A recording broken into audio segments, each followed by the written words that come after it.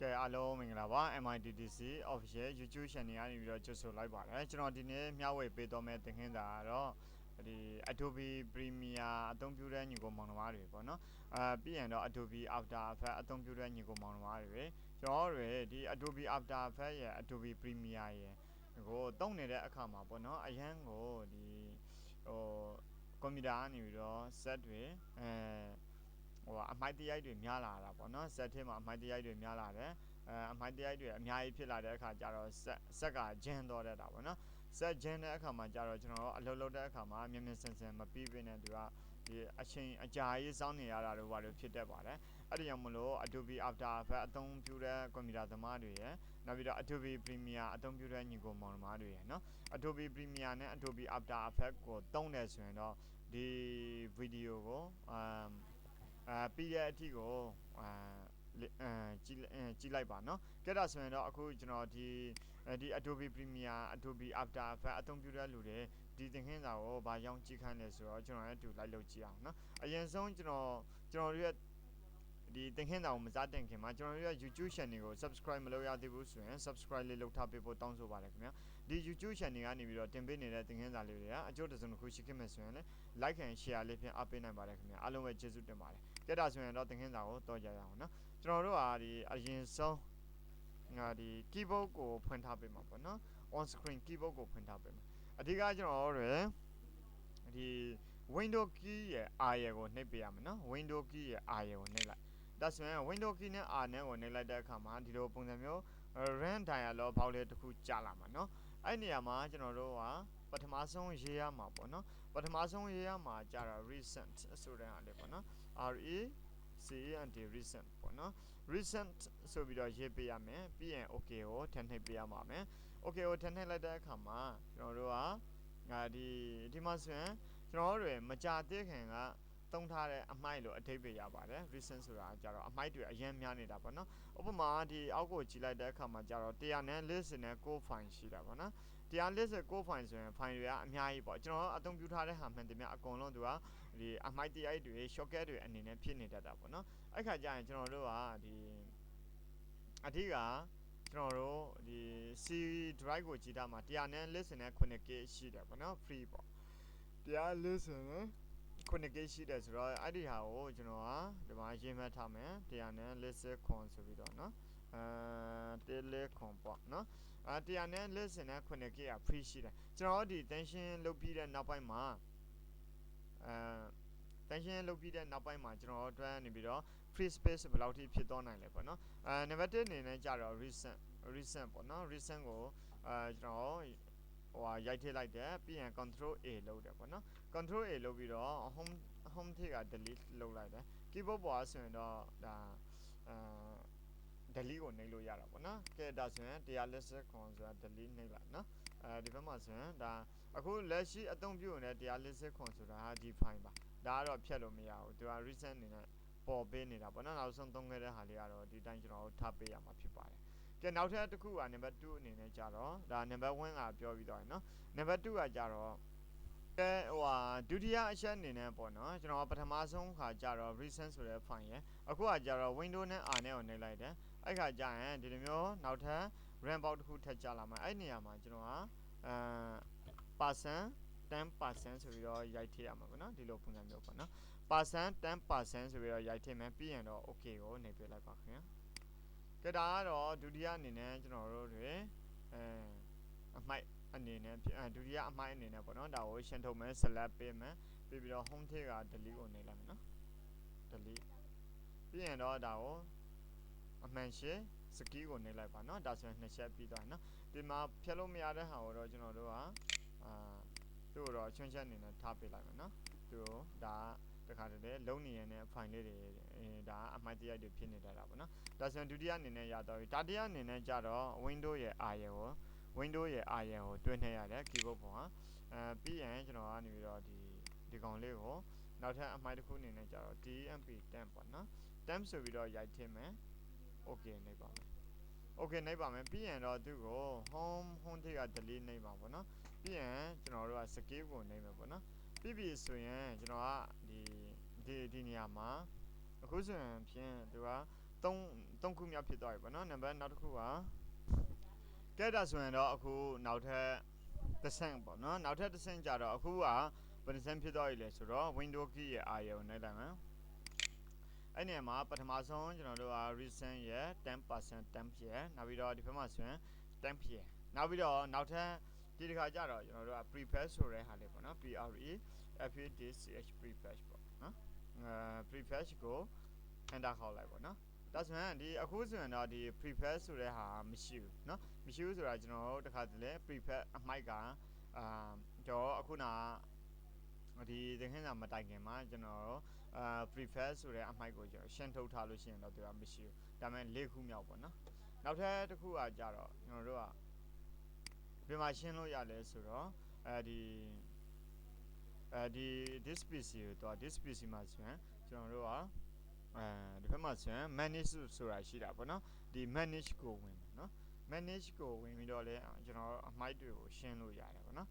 ဒီဘက်မှာဆိုရင် event viewer ရှိတယ်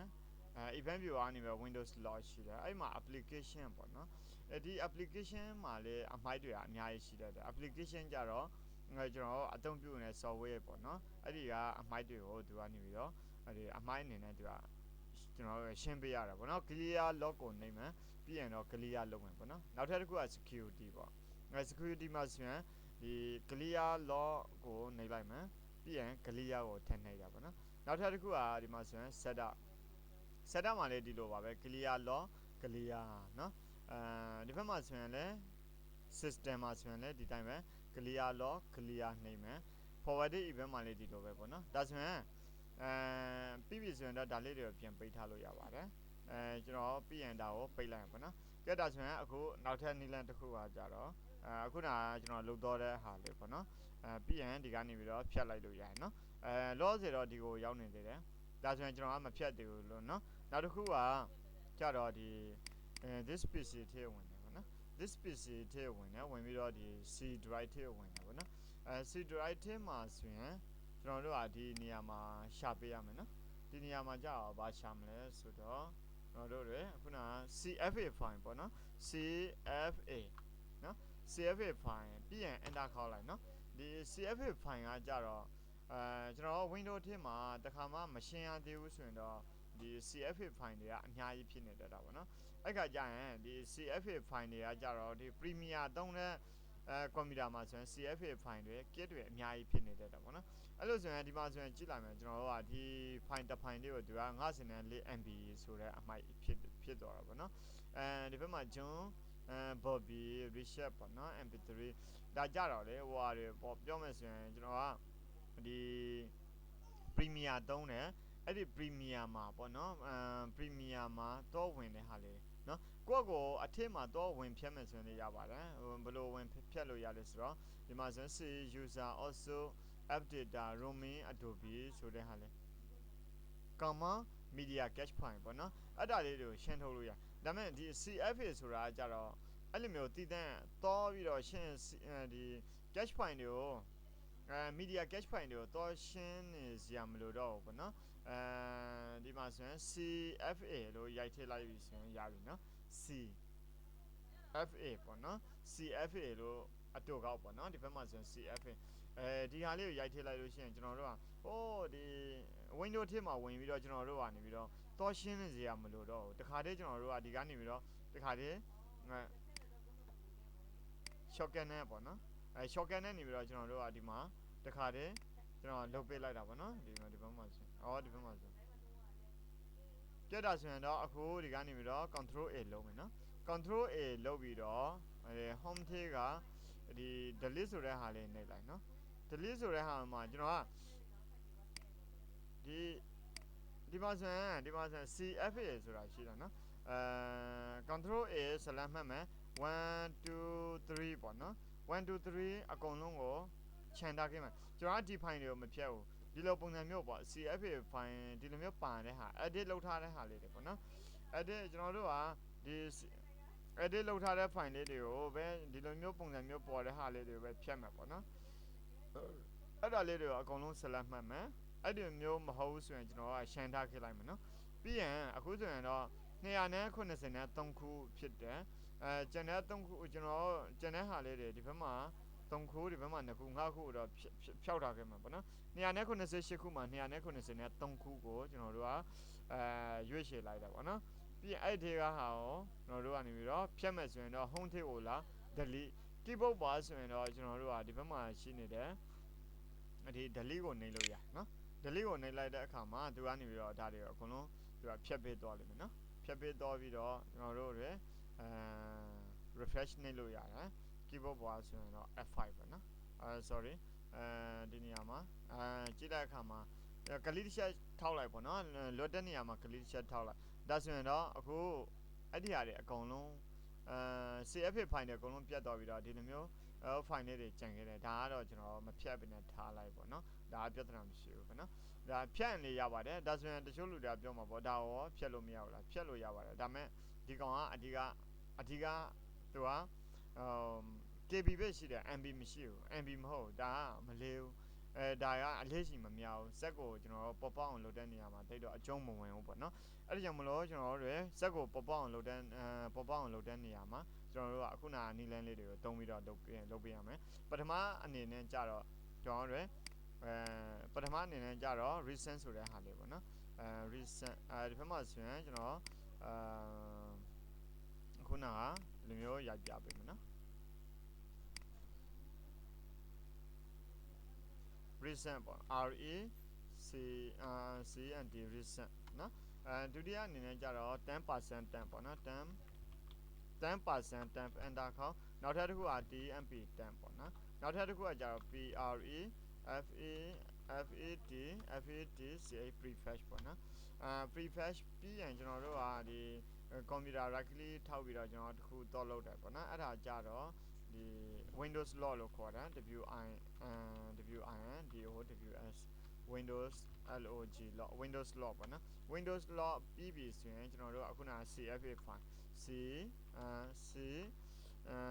FA file ပေါ့နော်ဒီဟာလေးတွေကဒီ CFA file ကတော့ဒီအဓိကကတော့ဒီ CFA file ကဒီ Adobe After Effects ရဲ့ Adobe Premiere ရဲ့သုံးတဲ့ set တွေမှာအဓိက CFA file ကလိုအပ်တယ်။ကျန်တဲ့ဟာတွေကတော့ဒီ computer အခြေခံသမားလေးတွေအတွက်လိုအပ်တာပေါ့နော်။ကြည့်တာဆိုရင်တော့ဒီမှာဆိုရင်တန်ရှင်းလုပ်တဲ့နည်းလမ်းက1 2 3 4 5 6ပေါ့နော်6နည်းလမ်း6ခုရှိပါတယ်။ဒါကြတော့အဓိက computer video editing သုံးတဲ့လူတွေအတွက်ဟာမသိမဖြစ်သိထားရမယ့်အချက်မို့လို့ကျွန်တော်တို့ကဒီ video editing သင်ခန်းစာအပိုင်းထဲမှာကျွန်တော်ထိပေးရရှင်းပဲဖြစ်ပါတယ်ဒီလုံးဝမလုံးမဖြစ်ဘူးပေါ့နော်လုံးဝမဲ့အချက်လေးတွေဖြစ်ပါတယ် Adobe After Effects ရဲ့ Adobe Premiere ရဲ့နောက်ထပ်တခြားသောဒီ editing software တွေကိုသုံးတဲ့လူတွေမှန်တယ်များကဒီသင်ခန်းစာကိုအဆုံးထိကိုလေ့လာပေးဖို့လိုပါတယ်တစ်ခါနားမလည်နှစ်ခါလောက်ကြည့်လိုက်ပေါ့နော်အရင်ကြီးလည်းမခက်ခဲပါဘူးလွယ်ပါတယ်အားလုံးပဲကျေးဇူးတင်ပါတယ်ကျွန်တော်တို့ရဲ့ YouTube channel ကို subscribe မလုပ်ရသေးဘူးဆိုရင်လည်း subscribe လုပ်ထားခဲ့ပါဦးနော်နောက်ထပ်ဗီဒီယိုသင်ခန်းစာဖိုင်မှာပြန်လည်ဆုံတွေ့ကြပါမယ်ခင်ဗျာ